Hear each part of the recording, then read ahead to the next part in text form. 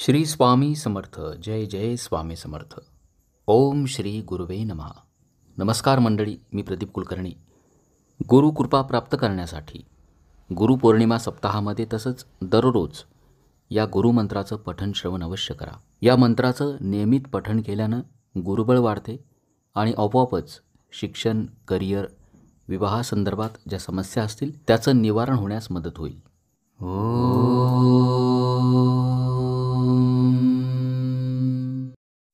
देवानां च ऋषीणां च गुरुं काञ्चनसन्निभं बुद्धिभूतं त्रिलोकेशं तं नमामि बृहस्पतिं.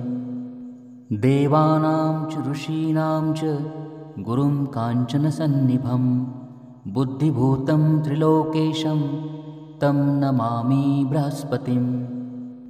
देवानां च ऋषीणां च गुरुं काञ्चनसन्निभं बुद्धिभूतं त्रिलोकेशं तं नमामि बृहस्पतिं. देवानां च ऋषीणां च गुरुं काञ्चनसन्निभं बुद्धिभूतं त्रिलोकेशं तं नमामि बृहस्पतिं. देवानां च ऋषीणां च गुरुं काञ्चनसन्निभं बुद्धिभूतं त्रिलोकेशं तं नमामि बृहस्पतिं. देवानां च ऋषीणां च गुरुं काञ्चनसन्निभं बुद्धिभूतं त्रिलोकेशं तं नमामि बृहस्पतिं. देवानां च ऋषीणां च गुरुं काञ्चनसन्निभं बुद्धिभूतं त्रिलोकेशं तं नमामि बृहस्पतिं. देवानां च ऋषीणां च गुरुं काञ्चनसन्निभं बुद्धिभूतं त्रिलोकेशं तं नमामि बृहस्पतिं. देवानां च ऋषीणां च गुरुं काञ्चनसन्निभं बुद्धिभूतं त्रिलोकेशं तं नमामि बृहस्पतिं. देवानां च ऋषीणां च गुरुं काञ्चनसन्निभं बुद्धिभूतं त्रिलोकेशं तं नमामि बृहस्पतिं. देवानां च ऋषीणां च गुरुं काञ्चनसन्निभं बुद्धिभूतं त्रिलोकेशं तं नमामि बृहस्पतिं. देवानां च ऋषीणां च गुरुं काञ्चनसन्निभं बुद्धिभूतं त्रिलोकेशं तं नमामि बृहस्पतिं. देवानां च ऋषीणां च गुरुं काञ्चनसन्निभं बुद्धिभूतं त्रिलोकेशं तं नमामि बृहस्पतिं.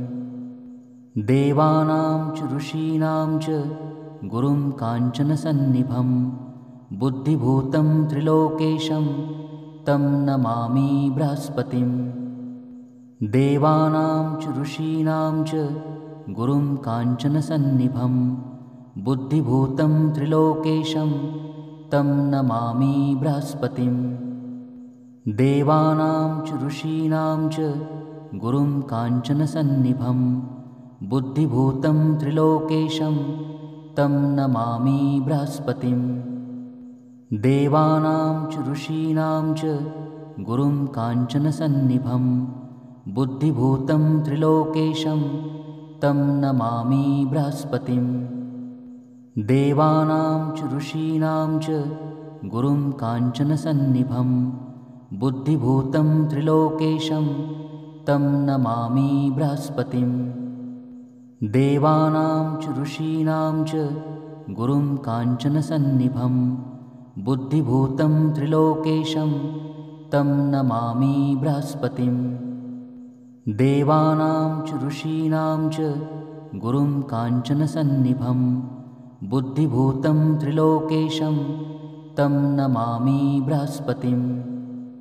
देवानां च ऋषीणां च गुरुं काञ्चनसन्निभं बुद्धिभूतं त्रिलोकेशं तं नमामि बृहस्पतिं.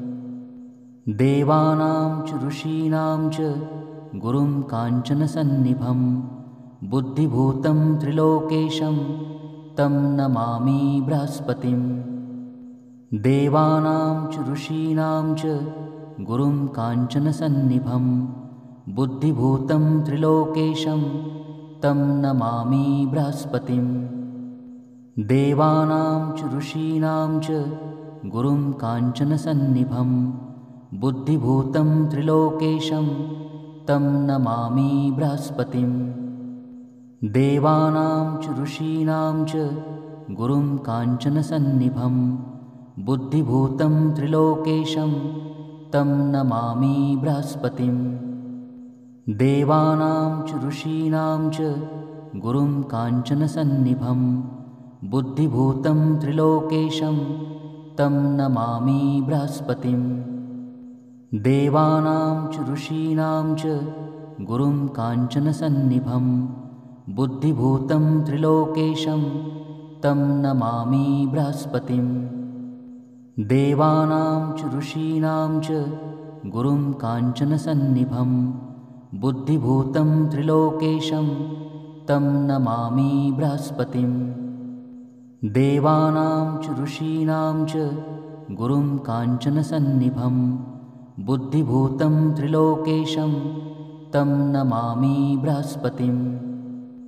देवानां च ऋषीणां च गुरुं काञ्चनसन्निभं बुद्धिभूतं त्रिलोकेशं तं नमामि बृहस्पतिं। देवानां च ऋषीणां च गुरुं काञ्चनसन्निभं बुद्धिभूतं त्रिलोकेशं तं नमामि बृहस्पतिं। देवानां च ऋषीणां च गुरुं काञ्चनसन्निभं बुद्धिभूतं त्रिलोकेशं तं नमामि बृहस्पतिं। देवानां च ऋषीणां च गुरुं काञ्चनसन्निभं बुद्धिभूतं त्रिलोकेशं तं नमामि बृहस्पतिं। देवानां च ऋषीणां च गुरुं काञ्चनसन्निभं बुद्धिभूतं त्रिलोकेशं तं नमामि बृहस्पतिं। देवानां च ऋषीणां च गुरुं काञ्चनसन्निभं बुद्धिभूतं त्रिलोकेशं तं नमामि बृहस्पतिं। देवानां च ऋषीणां च गुरुं काञ्चनसन्निभं बुद्धिभूतं त्रिलोकेशं तं नमामि बृहस्पतिं। देवानां च ऋषीणां च गुरुं काञ्चनसन्निभं बुद्धिभूतं त्रिलोकेशं तं नमामि बृहस्पतिं। देवानां च ऋषीणां च गुरुं काञ्चनसन्निभं बुद्धिभूतं त्रिलोकेशं तं नमामि बृहस्पतिं। देवानां च ऋषीणां च गुरुं काञ्चनसन्निभं बुद्धिभूतं त्रिलोकेशं तं नमामि बृहस्पतिं। देवानां च ऋषीणां च गुरुं काञ्चनसन्निभं बुद्धिभूतं त्रिलोकेशं तं नमामि बृहस्पतिं। देवानां च ऋषीणां च गुरुं काञ्चनसन्निभं बुद्धिभूतं त्रिलोकेशं तं नमामि बृहस्पतिं। देवानां च ऋषीणां च गुरुं काञ्चनसन्निभं बुद्धिभूतं त्रिलोकेशं तं नमामि बृहस्पतिं। देवानां च ऋषीणां च गुरुं काञ्चनसन्निभं बुद्धिभूतं त्रिलोकेशं तं नमामि बृहस्पतिं। देवानां च ऋषीणां च गुरुं काञ्चनसन्निभं बुद्धिभूतं त्रिलोकेशं तं नमामि बृहस्पतिं। देवानां च ऋषीणां च गुरुं काञ्चनसन्निभं बुद्धिभूतं त्रिलोकेशं तं नमामि बृहस्पतिं। देवानां च ऋषीणां च गुरुं काञ्चनसन्निभं बुद्धिभूतं त्रिलोकेशं तं नमामि बृहस्पतिं। देवानां च ऋषीणां च गुरुं काञ्चनसन्निभं बुद्धिभूतं त्रिलोकेशं तं नमामि बृहस्पतिं। देवानां च ऋषीणां च गुरुं काञ्चनसन्निभं बुद्धिभूतं त्रिलोकेशं तं नमामि बृहस्पतिं। देवानां च ऋषीणां च गुरुं काञ्चनसन्निभं बुद्धिभूतं त्रिलोकेशं तं नमामि बृहस्पतिं। देवानां च ऋषीणां च गुरुं काञ्चनसन्निभं बुद्धिभूतं त्रिलोकेशं तं नमामि बृहस्पतिं। देवानां च ऋषीणां च गुरुं काञ्चनसन्निभं बुद्धिभूतं त्रिलोकेशं तं नमामि बृहस्पतिं। देवानां च ऋषीणां च गुरुं काञ्चनसन्निभं बुद्धिभूतं त्रिलोकेशं तं नमामि बृहस्पतिं। देवानां च ऋषीणां च गुरुं काञ्चनसन्निभं बुद्धिभूतं त्रिलोकेशं तं नमामि बृहस्पतिं। देवानां च ऋषीणां च गुरुं काञ्चनसन्निभं बुद्धिभूतं त्रिलोकेशं तं नमामि बृहस्पतिं। देवानां च ऋषीणां च गुरुं काञ्चनसन्निभं बुद्धिभूतं त्रिलोकेशं तं नमामि बृहस्पतिं।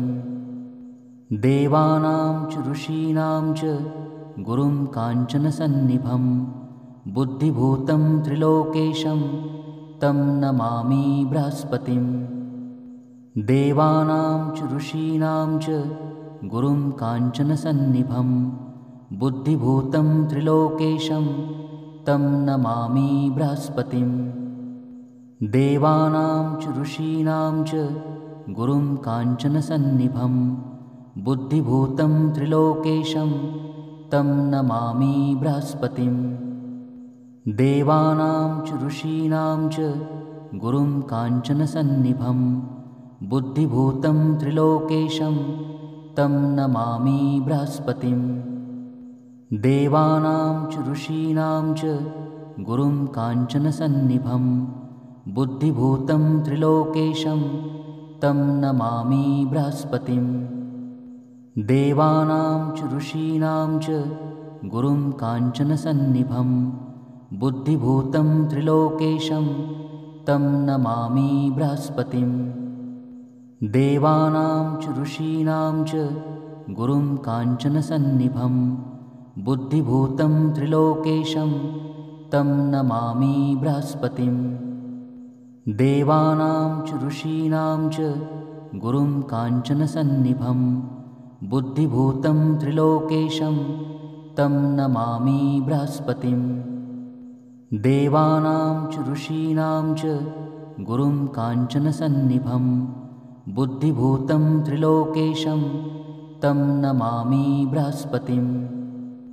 देवानां च ऋषीणां च गुरुं काञ्चनसन्निभं बुद्धिभूतं त्रिलोकेशं तं नमामि बृहस्पतिं।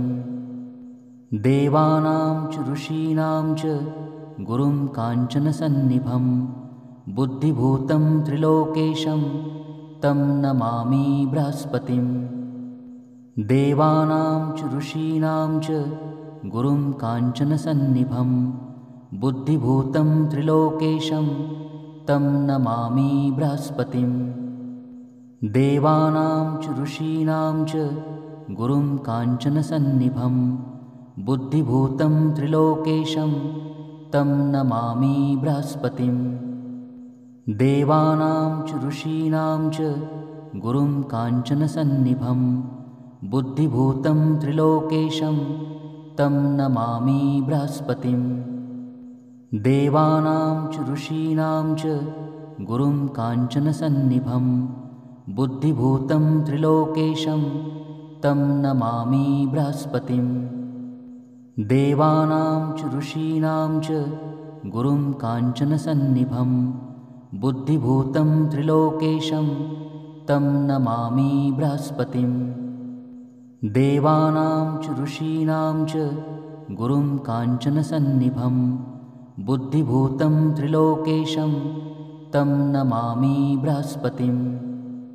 देवानां च ऋषीणां च गुरुं काञ्चनसन्निभं बुद्धिभूतं त्रिलोकेशं तं नमामि बृहस्पतिं।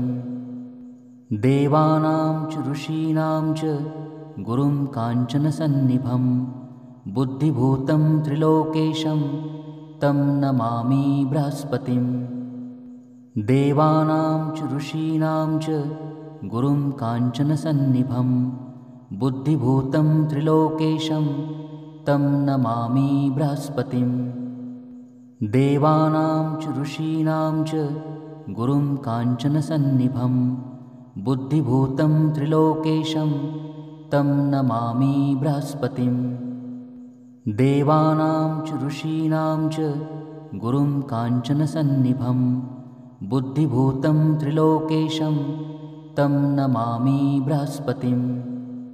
देवानां च ऋषीणां च गुरुं काञ्चनसन्निभं बुद्धिभूतं त्रिलोकेशं तं नमामि बृहस्पतिं। देवानां च ऋषीणां च गुरुं काञ्चनसन्निभं बुद्धिभूतं त्रिलोकेशं तं नमामि बृहस्पतिं। देवानां च ऋषीणां च गुरुं काञ्चनसन्निभं बुद्धिभूतं त्रिलोकेशं तं नमामि बृहस्पतिं। देवानां च ऋषीणां च गुरुं काञ्चनसन्निभं बुद्धिभूतं त्रिलोकेशं तं नमामि बृहस्पतिं। देवानां च ऋषीणां च गुरुं काञ्चनसन्निभं बुद्धिभूतं त्रिलोकेशं तं नमामि बृहस्पतिं। देवानां च ऋषीणां च गुरुं काञ्चनसन्निभं बुद्धिभूतं त्रिलोकेशं तं नमामि बृहस्पतिं। देवानां च ऋषीणां च गुरुं काञ्चनसन्निभं बुद्धिभूतं त्रिलोकेशं तं नमामि बृहस्पतिं। देवानां च ऋषीणां च गुरुं काञ्चनसन्निभं बुद्धिभूतं त्रिलोकेशं तं नमामि बृहस्पतिं। देवानां च ऋषीणां च गुरुं काञ्चनसन्निभं बुद्धिभूतं त्रिलोकेशं तं नमामि बृहस्पतिं। देवानां च ऋषीणां च गुरुं काञ्चनसन्निभं बुद्धिभूतं त्रिलोकेशं तं नमामि बृहस्पतिं। देवानां च ऋषीणां च गुरुं काञ्चनसन्निभं बुद्धिभूतं त्रिलोकेशं तं नमामि बृहस्पतिं। देवानां च ऋषीणां च गुरुं काञ्चनसन्निभं बुद्धिभूतं त्रिलोकेशं तं नमामि बृहस्पतिं। देवानां च ऋषीणां च गुरुं काञ्चनसन्निभं बुद्धिभूतं त्रिलोकेशं तं नमामि बृहस्पतिं। देवानां च ऋषीणां च गुरुं काञ्चनसन्निभं बुद्धिभूतं त्रिलोकेशं तं नमामि बृहस्पतिं। देवानां च ऋषीणां च गुरुं काञ्चनसन्निभं बुद्धिभूतं त्रिलोकेशं तं नमामि बृहस्पतिं। देवानां च ऋषीणां च गुरुं काञ्चनसन्निभं बुद्धिभूतं त्रिलोकेशं तं नमामि बृहस्पतिं। देवानां च ऋषीणां च गुरुं काञ्चनसन्निभं बुद्धिभूतं त्रिलोकेशं तं नमामि बृहस्पतिं। देवानां च ऋषीणां च गुरुं काञ्चनसन्निभं बुद्धिभूतं त्रिलोकेशं तं नमामि बृहस्पतिं। देवानां च ऋषीणां च गुरुं काञ्चनसन्निभं बुद्धिभूतं त्रिलोकेशं तं नमामि बृहस्पतिं। देवानां च ऋषीणां च गुरुं काञ्चनसन्निभं बुद्धिभूतं त्रिलोकेशं तं नमामि बृहस्पतिं देवानां च ऋषीणां च गुरुं काञ्चनसन्निभं बुद्धिभूतं त्रिलोकेशं तं नमामि बृहस्पतिं देवानां च ऋषीणां च गुरुं काञ्चनसन्निभं बुद्धिभूतं त्रिलोकेशं तं नमामि बृहस्पतिं देवानां च ऋषीणां च गुरुं काञ्चनसन्निभं बुद्धिभूतं त्रिलोकेशं तं नमामि बृहस्पतिं देवानां च ऋषीणां च गुरुं काञ्चनसन्निभं बुद्धिभूतं त्रिलोकेशं तं नमामि बृहस्पतिं देवानां च ऋषीणां च गुरुं काञ्चनसन्निभं बुद्धिभूतं त्रिलोकेशं तं नमामि बृहस्पतिं देवानां च ऋषीणां च गुरुं काञ्चनसन्निभं बुद्धिभूतं त्रिलोकेशं तं नमामि बृहस्पतिं देवानां च ऋषी